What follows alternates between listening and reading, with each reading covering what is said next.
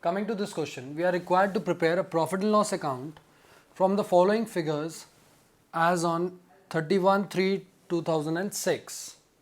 So now students, we are given gross profit, rent, salary, commission, interest on loan, bad debts and discount received. All of these are indirect items and hence would appear in the profit and loss account. So format is profit and loss account of, since the name is not given, we have left it blank, for the year ending 31st March 2006. The first figure we have is gross profit. So gross profit would be brought down on the credit side. Gross profit, B/D means brought down, rupees 60,000. Then we have rent. Rent is an expense and all the expenses would be shown on the debit side. So we'll write here as to rent 5,000. Then students, salaries are given. To salaries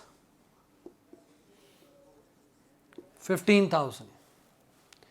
Then we have commission.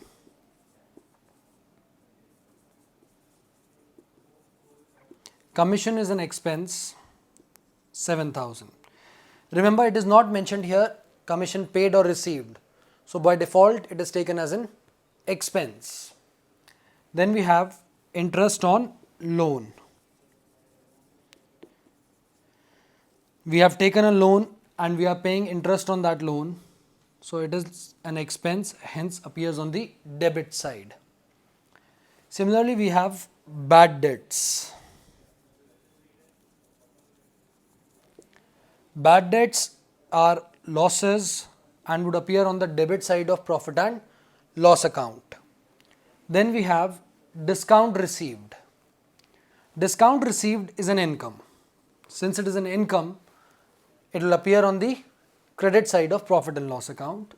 So by discount received,